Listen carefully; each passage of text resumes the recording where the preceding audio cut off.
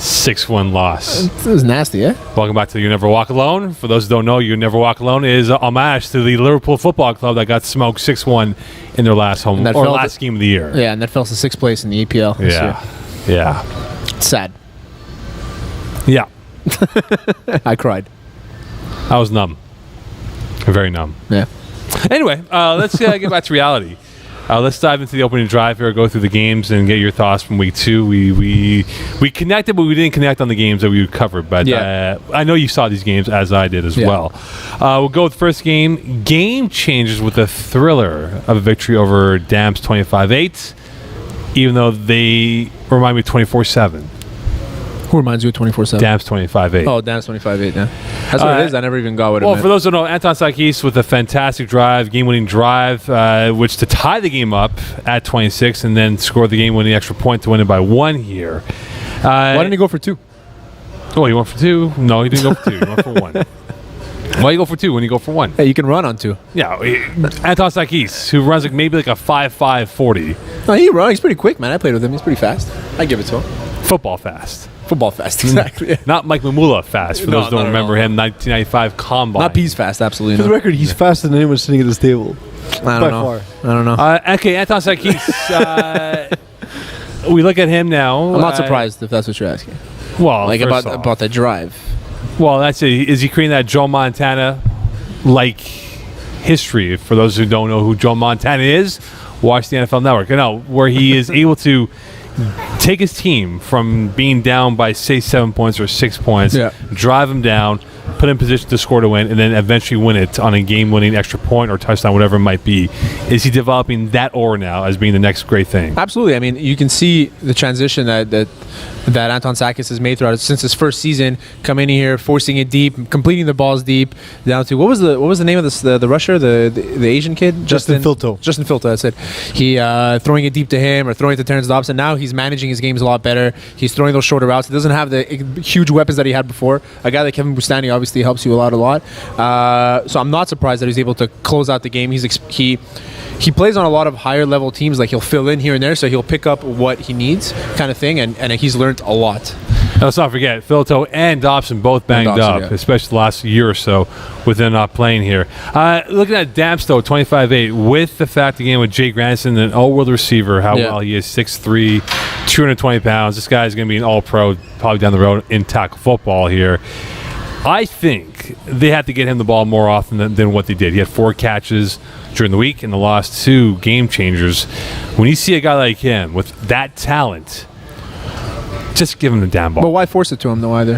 Well, he's not a monster though. It's not as if they got tossed. You know what I mean? They did come close. Though. He is a great player, but maybe they were doubling. Maybe they were reading him the entire play. Maybe they knew who Jay Grandison was. I mean, there's a lot of factors. The only thing is, you can force him the ball all you want. Doesn't mean he's going to score. He probably will. I mean, he's a great player. But the only thing is, you can't just be one-dimensional. And I think that's what they were trying to get away from. Well, and it worked for them until the last extra point of the play. Week 1, look what he did week 1. 9 catches, over 150 yards. And he was phenomenal. But game changers knew that coming into the game. They know coming into the game, this guy got 9 catches for 158 yards, so they know they're going to key in on this side of the ball and take away what the quarterback knows best is to get rid of it, to throw it to Jalen. Don't forget, you can tweet us at Terry Tam. FPF. Not Terry FPF. Terry Tam FPF. I was thinking about your other handle, Terry Tam. I have Terry Tam also. You can follow. What do you have 2 handles for? Because I don't want to saturate my original handle with a lot of FPF talk, so I just... Why else would you have a handle? Because I have one. I like having one. I follow a lot of stuff. A lot of porn stars and stuff like that. Makes sense. Yeah. Okay, anyway.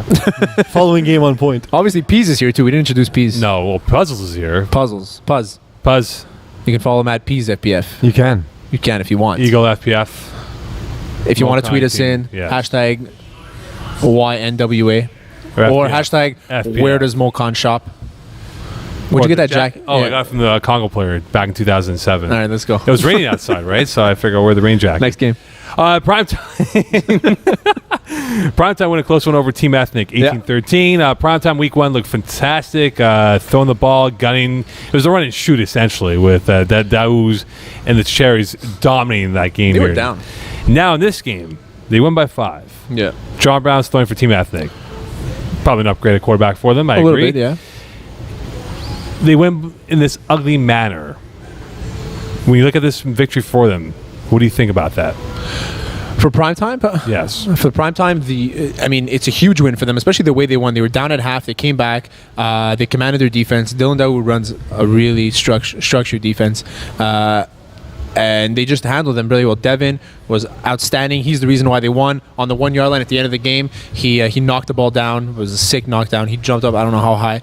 And it was pretty impressive to see that their defense was able to win them games, especially in a game this early against a really good quarterback like John Brown. Which W would you take? If I had to pick one W? If your life was dependent on the W to win you or make you a play. I'm a fan of all four. I'm a fan of all four. Huge fan. I think I would take, if I would rank them, I go Derek, Dylan, Devin, Dave. No? GM's disagreeing. Derek, Devin. Derek, Dave. Yep. GM's going Derek, Dave, Dylan, Devin. Yes. That's a good one. Oh, God. Puzzles? Derek's obviously number I'm inclined to agree. I just wanted to point out something real quick with regards to Team Ethnic. They've had good quarterback play in general in their career, but it's been a rotating door at quarterback. Yeah. So they've had in their past Francois Etier. They've had Angelo Garofalo for previous Angelo 2 seasons. Angelo Garfield. Bring him back. And Kevin Lubin, I believe, in past seasons. So Okay, it's a team, so not Kevin Lubin. Okay, so go. other than Kevin Lubin, They've had good quarterbacks. No, but being serious, this is a team with good quarterback play, but because their quarterback isn't part of the core team, they have a bit of that rotating door. That being said, this is just one more piece of the pie. With having John Brown now at quarterback. If John Brown stays, I mean, I don't know if he's going to be a rotating door. I hope he stays the rest of the season. It's going to be pretty good. I mean, Avdal is an experienced player. Yeah. Avdal Martin is an experienced player in this league. And John Petard, I mean, you can't knock him down. He won, I think, Receiver of the Year a couple seasons ago. He's cocky, but he backs it up. He backs it up, and he's really good. He's good defensively. He catches every ball. He runs really good routes. John Petard is one of my favorite players in this division for now. What other games stood out in your mind? One game in particular that stood out in my mind was Keyport Lock against Predators Lights. Yeah, man, it was a smoke show. SBB had a great game in a losing cause. SBB against Keyport against Jeff Rose. I think it's going to be like a nice rivalry going up for the next few seasons. Loss last winter, right? Yeah. And then carried over. Well, if you remember, SBB had like a panic attack or something. Oh, really? I had no idea. Well, not bad. Well, I mean, he kind of spazzed on the referees. Oh, okay. So he didn't have an actual medical panic, anxiety attack. I would call it a panic Let's attack. be little people who actually have that condition. Exactly. But yeah, you're right. Could this be a budding rivalry if they were to continue on? I think so. I think SBB versus Jeff Rose is going to be a very big, especially big and tall shop, right? David versus Goliath, and or twins. Or Arnold Schwarzenegger, Danny DeVito. Danny DeVito. I like that movie. Good movie. Yeah, it's gonna be a nice rivalry. I'm not surprised it went 42-41, 40.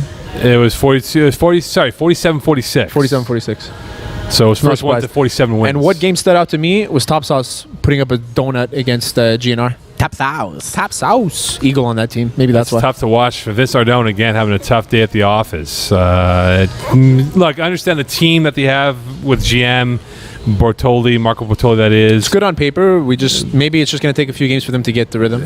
Maybe in the wrong division. Maybe. You think that means belong Div D? Well, you think JC Marcel belongs in Div D? No, but the key is the quarterback, and then you can build as good a team as you like. If the quarterback's not ready to play at that division, then you're going to struggle. I'm not worried about Vince Nardone. I think that Vince Nardone doesn't have to be the best player on the field, and that's what he's trying to do. But he needs to put more than 6 points up in the game. He needs to be more than 1 point on the game to actually win. But so far, the team hasn't scored more than 6 points in the game. I mean, it's tough. And when you have Bertoldi, JC Marcel, GM, I mean, these guys are very good players, playing in this league for a long time. Who? Maxime Giroux. I mean, you have to be able to score. Well, not only that, though. It's going to take a while for them to get into. I just think the lack of quarterback experience, and as P's made the point before, you need a quarterback to make plays. Yeah. Will hurt Vince Nardone at this level. If you maybe played quarterback in D or E, you develop it with lesser talent, and then eventually you take that next step, because this is a big step. But Vince Nardone is trying to be the best player on the field. Yeah, but you can't be the best player on the field on this roster, and you're not going to be the best player on the field in this division playing at quarterback. Vince Nardone hasn't played a full season at quarterback. Well, he doesn't have the experience at quarterback. But they do have a ringer in Carl Nardone, though. I will say that. Ringer, this guy. No? You don't agree? Ringer. We'll see. 8 balls week 1. Yeah. What? He dropped like 8 balls week 1. And that's his teammate telling us. It's called sarcasm. Yeah. For those who can't hear, GM Collector is saying he dropped 8 balls in week 1. I've heard the dude is fond of pancakes. I've dropped 2 balls, guguaranteed for sure, in my lifetime. And 1 bad snap. Was that through puberty or? Yeah. All right, on to thank God for gravity. on to our first topic of the day. Eagle hasn't dropped the second one yet. The 2-0 overachievers. Of the 3 teams that are 2-0 that I've listed, yeah, are they legit contenders or are they overachieving? Now we will list Killer Instinct, Snatchers, Longhorns. Killer Instinct. They should be 1-1. They should be 1-1. Anthony DuPont, JP Mancini, Omar Nike. They should be 1-1. They should be 1-1, and I don't see. I can see them. So are they overachieving? No. I think I guess if you say overachieving, it's been 2 games in. They should be 1-1. Yeah, they're overachieving. I see them doing pretty well. I mean, I don't see them making the playoffs. I don't know. Like maybe they'll be able to come up with a win against top season here. They're losing the cream team, Laval's finest for sure. Served with he might be a closer game, but I think Carl Lavallee has that in hand too. They have a tough schedule coming along. I don't think they have it in them to maybe. They're not going to finish over 500. I don't see it. I think the DNA of these guys, the core of this team, is that they always jump up to a fast start, whichever team they played with, right, in years past. But they always falter at some point, like at week 6 and beyond. They always lose, and then they go on a 3 or 4 game losing streak.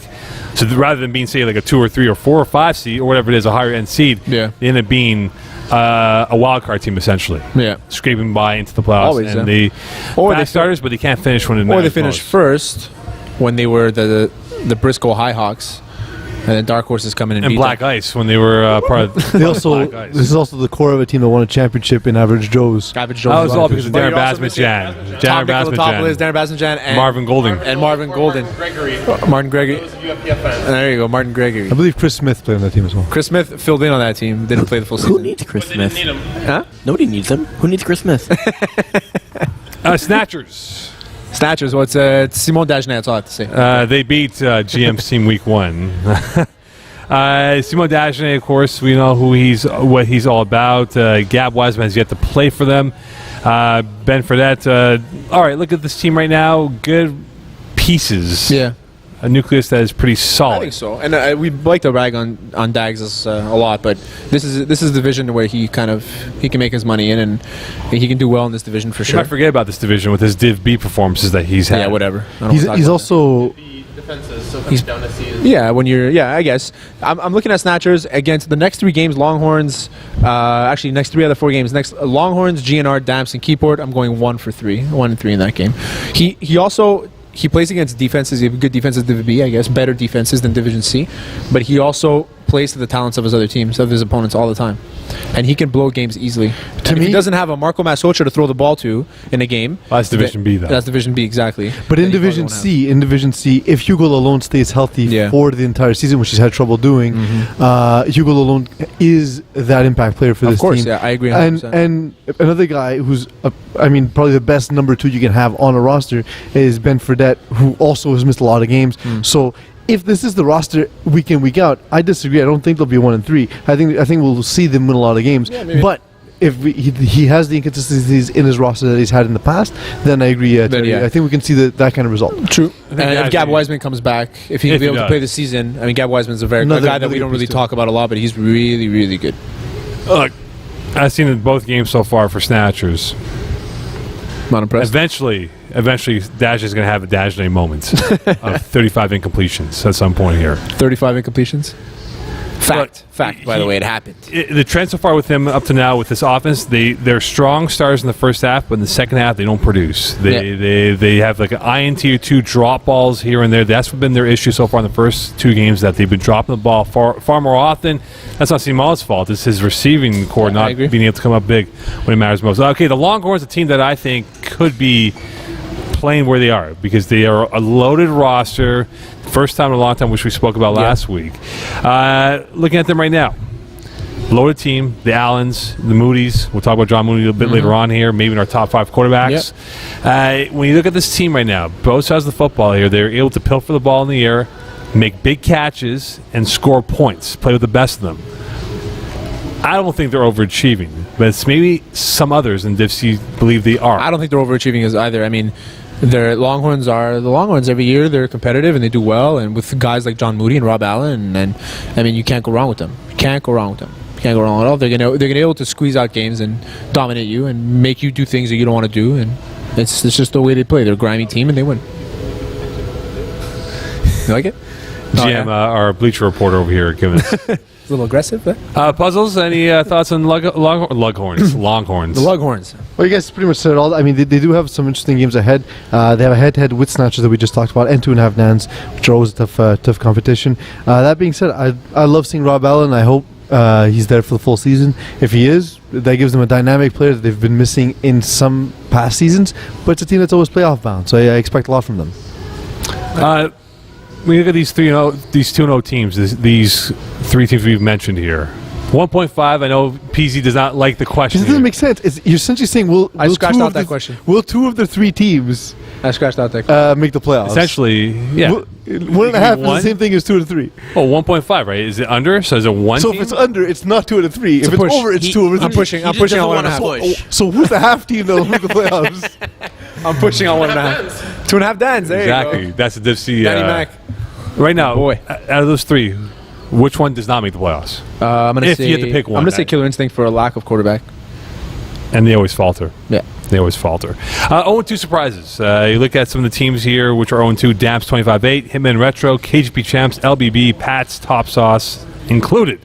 Damps 25-8. Again, we talked about Jake Granson being that guy for them.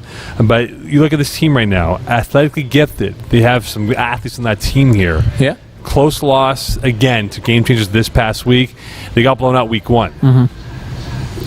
I am surprised that they're 0-2. They should be at least 1-1. They blew that game against Game Changers. They should have won that game. Well, maybe not blown it, but they just maybe experienced against Anton Sakis. They had them on the ropes. I guess, but Anton Sakis, you give the ball to Anton Sakis, he's probably going to score 9 out of 10 times. I say they're athletic enough to keep close games. I'm not on the bandwagon like you are this year. I am impressed with the way they play with a guy like Jalen. I mean, you never know. But overall, they're athletic enough to keep close games, maybe finish a 4-6, but I don't see them making the playoffs. Puzzles? I think they have a relatively unknown commodity at quarterback that's going to plague them, but a lot of good talent, so we'll see how it shakes out. I think Division C is a tough division to be playing in if you don't have a quarterback. Exactly. Division C is a quarterback-driven league. They've lost by an average of 11 points so far in both their losses. Hitman Retro, they've lost by an average of 19 points. Not surprised. Jim Kipowaith. They have a very old team. Chris Mufraj, all these guys are, as Carmen labeled it, 45 and over. 45 and over? The YMCA team that they have here. Old-timers, man. Experience will maybe keep you close. After watching them against the Served with Heat is a team I'm not really fond of this season. I'm not really high on. And able to not put barely any points against them, it wasn't that impressive. I'm not on the Hitman Retro bandwagon yet, and I don't think I will ever be on it. I think for Hitman Retro, good core, but wrong division. These guys are too fast. They should be in Division D, 100%. I mean, I know PZ was with past our prime last winter season, right? You thought, whatever, they are who they are. I think the same parallel is that they are a good team if they're in Div D, but in Div C they might be 3 steps too slow. It's a lot of big names in FPF, but I don't see a competitive team, essentially. I think they're missing... There's no... I don't know where big plays will come from here. You know what I mean? Yeah. So that's what I would say. I'm inclined to agree more. I think this team in Division D, just based on experience, will win a lot of games. I think in Div C they'll struggle.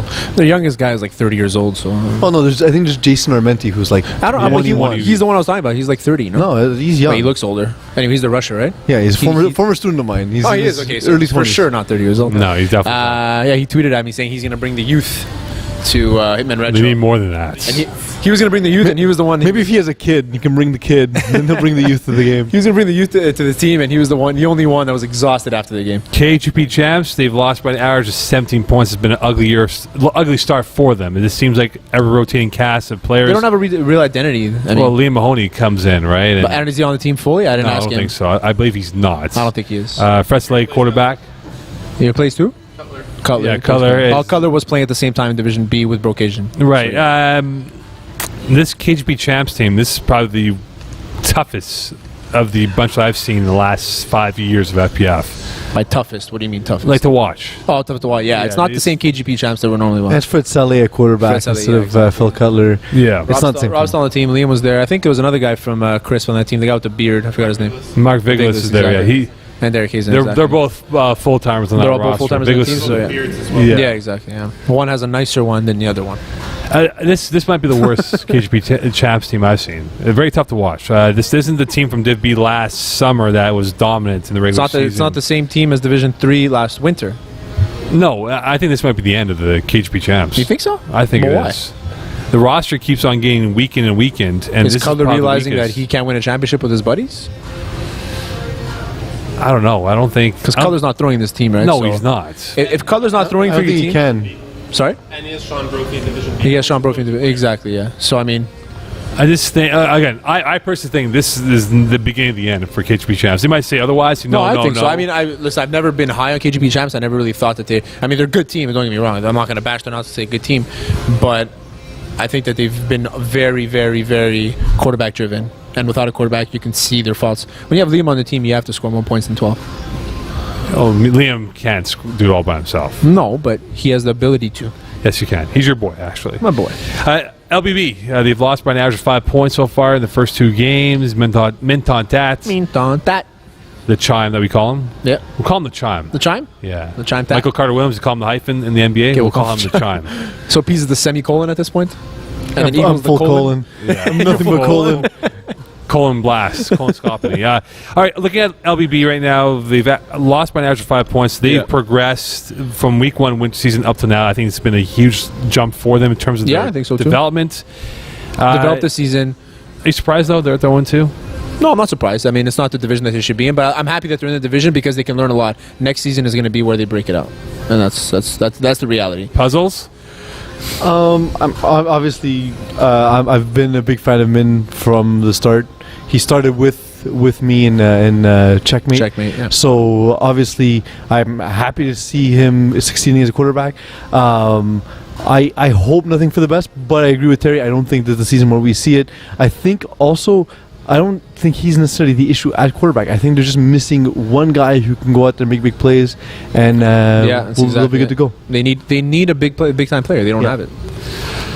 Speaking of big time players, the Pats. This is a team we know very well. Their history in FPF is well documented. They've played many, many years. Y.N.W.A was there. Our boy Patrick Trahan, who is a big fan of Darren Basmajan. Yeah. The Paredes, also on this roster, included. They've lost by an average of 18 points. I look at this roster, saw them play this past Sunday in week 2. They were outclassed thoroughly from start to finish. Paredes played well. But I look at this team right now. This is where I think they are. 0-2 team. They're going to win a couple of games, but this isn't a team from 5 years ago. Yeah, they're good enough team to win a few games, but like you said, I'm not fully on. Same Y.N.W.A though, man. The same guy from 5 years ago. The same demeanor. But it was 5 years ago. The same thing now. The league is far more competitive than it was 5 years ago. It's evolved. He's been the same, but everyone else has evolved. That's what I'm saying. Yeah. I understand how good they were then, but it's a new era in FPF. I think it's going to be the same tune. I really do. I don't meaning think what? Meaning that they're going to be competitive, but they won't win the most important games. Well, they're playing right now. They're going to be playing 2.5 downs next week. That's a loss. That's a loss. Punisher, maybe a win. I see Top Season, maybe a win as well. West Park Boys, that could be a win too. West Park Boys, I mean, they're good, they're athletic, they're fast. But I don't know about that. I mean, it's tough. They have a tough schedule. Served with Feed, Hitman Retro, Team Ethnic, Cream Team. So it doesn't look like they're going to maybe 4 and 6. Quickly here, Top Sauce, we lost by an average of 25 points. We spoke about it. Missed representative after 2 games. You lost one game by 8, the other by 41. Whatever. And you scored how many points? An average, 25 points. 6 points in 2 games. They scored 6 points. So the points you deserve what you got. The points against, the average points against isn't anything for me. It's the points for, like Pease mentioned. 6 points. When you have Marcel Bertoldi on your team. Okay, so when you look at this team right now, like they're 0-2. We spoke about it before, guys. I think they're a Division D team with Vince Nardone. He's got it. This is a big leap. This isn't like going from A to B here. It's going from point A to point F without going through B, C, and D. But Vince Nardone, like I said, I'm going to say it again. Vince Nardone can be the best player on the team, and he's trying to be the best player on the team. It's going to take them a few games. I'm not worried about them going through. They're going to win games. They're going to win games. They're going to win games big, close games, whatever it is. They're going to end up finding a way to win because they're that experienced, they're that good, they're that talented. But it's taking a while for them to get there. And 41-0 against GNR, who I favorited to go almost all the way to the semifinals. I mean, I'm not surprised they lost. It's just that donut really bothers me. Yeah, and I agree. And at this point, like I said before, Vince Nardone, you got to prove that you're good enough to play quarterback in this division. Till then, you're not, and that's the truth. Till then, Terry Tam and Pease are better than you. That's right. So more points. Doesn't mean it's not boding well for you, bud. All right, speaking of quarterbacks, our top 5 quarterbacks of the week. Yeah. After 2 weeks, looking at the top 5 quarterbacks, we go with you, Terry Tam. Your top 5 with number 5 going up to number 1. I'm going Jared Humphrey of the Cream Team, Jeff Rose of Keyboard, Dave Daou Primetime, Vinny G of GNR, and Jamie Harry of Brotherhood. Okay. I actually put it on my you have it on your phone right there? well, on my other email, actually. David Daou is number 5. 18 TDs, no INTs, and he has 254 yards rushing. A good defense helps you keep the ball. That makes any sense. Yeah, well, he has 8 TDs already. Jared Humphreys, 22 TDs, 2 INTs. A very good start for him. 11 TDs. All the stats are double. 11. My apologies, 11 TDs. SBB. Or you have SBB in there. Yes, rushing yards. And he's got 4 rushing touchdowns. 4 rushing touchdowns already. 4 rushing touchdowns, 14 TDs. John Moody. No INT so far. 9 touchdowns. 9 touchdowns. Yep. He's off to a great start this year. And the thing with him, the reason why he's my number 2 quarterback is because he has made the clutch throw this year. On 3rd and 4th downs, he's converted. Every single time. But that's John Moody, man. With his board shorts that he wears. And when you play against him, it's the most annoying thing in the world. Yeah, because you have him pinned on 3rd and 4th down. He doesn't look good. He beats your rusher somehow and tosses it up, and it's a perfect throw. And you're annoying, John Moody. They're so annoying to play against. Yeah, but they're fun to watch, but they're annoying to play against. My number 1 quarterback, ready for this? Joey Taylor. What the hell, man? 9 TDs, 1 INT. I'm going to give Joey Taylor all the credit in the world, but he's not. He's played well. He also came off a 50 touchdown season. Yeah. So no one should be surprised. I'm good with Joey Taylor being a top 5 quarterback. I'm good with that. But he's a top your quarterback. Number 1 quarterback in this division so far. When we said it's a quarterback-driven league. Look at his stats. I'll look at Jared Humphrey's stats. Okay. 11 touchdowns, 1 interception. But put yourself in a game situation. If you're down by a score, which quarterback do you want to have? Joey Taylor. Jared Humphrey. To win you a game in 4 or 5 Jared Humphrey. As opposed, he can win you in 4 or 5 plays. Okay, on my list, I would rather Vinny G, championship. Jared Humphrey, championship. Jeff Rose, lost in the championship. Dave Daou, gonna win one this year. Lost in the championship. Lost in the championship. But by the way, Joey Taylor also lost the championship. I was about to say, yes, he did lose in the championship. But Joey Taylor, I don't know, man. I don't know. I get it. It's ugly. It's nasty. It's disgusting. Why? Because he plays a weird offense, but it's effective? I love the. I'll be the first one to say this. I always say it, and I love watching 2.5. Watch him closely. See how he plays. They're down 15 against the Zoo, game number 1. Yeah. They end up winning by 15. Yeah. Maybe it's Danny Mack that makes them win those games with those awesome rushes. Fresh MTL. Or Jasmine Ryu, maybe. Maybe Danny Aylward. All right, so I can't believe I'm agreeing with him on this one. I gotta take a shower. He knows. Pissed off that you're not. Showers just around the corner, Peasy. To your right. I like the showers here. Very nice. We should go smack each Sports other Hero Cage. Done. Okay, well, look, we agreed to disagree. We'll look at it in 6 weeks' time for top 5 quarterbacks. Yeah. Stevie G of the week. Who are your key players now? This is in honor of Steven Gerrard, former Liverpool player. Guys who we think can play up to the level. Former, what happened? He signed with the LA Galaxy. He doesn't like you guys or something? Or? No, he's moving on to... No, he's coming closer to us, okay? Yeah, he's going to come hang out with us here at Sports Hero Cage. When he comes to Montreal, who do you think he's calling? He's not calling you. That's for Eagle. Sure. It's not John Lee I think he's an FC Dallas fan, this kid, huh? FC Dallas. Yeah, he's known for how many soccers he typically gets in a game. Yeah, exactly. How many soccers? Anyway, so our Stevie G of the week is in honor of Steven Gerrard. I'm going... Guys you have to look out for is who? Carl Lavallee this week, going against Killer Instinct. Things have a big game. Billy Macris of Laval's Finest going up against Punisher. He's had a good season so far.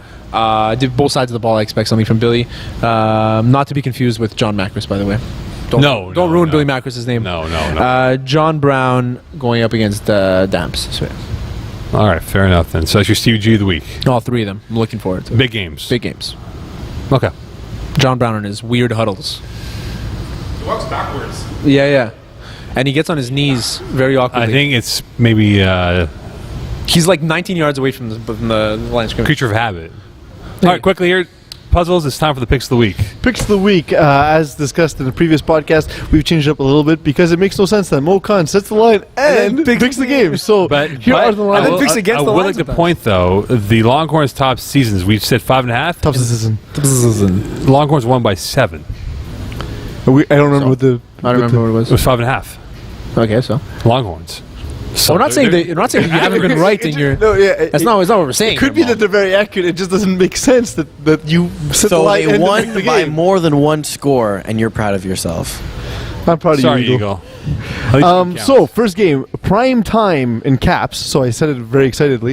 Against Preds Lights. The spread is 7.5 points. Prime time. Terry, you're picking prime time. Going prime time. Yeah. Yeah. Well, words were out of my mouth. Done. Analysis. I'm out. Mic drop. Mic drop. Good night, Sportier Cage. Mo, what's your pick? I have primetime winning, but not covering the 7.5 point spread. So this will be like a 4 or 5 point victory. All right, West Park Boys against No Fly Zone. So will the fast West Park Boys be able to catch some flies against No Fly Zone? I don't know how you have West Park favored in this game. You know, you 4.5 know who's points playing West for them, Park. right? Your boy, Amit Paul. Yeah, I saw that. Yeah. Retired CFL player, Meet Paul. Looking a little He's not fit. retired. He's looking for a CFL. Oh, he's looking? opportunity, Okay, yeah. whatever. Same thing. Same thing. Retired, looking for a team. I'm going no-fly zone. The underdog here to win. All right, not even with the spread. You're picking them straight up to win. Straight up. West Park.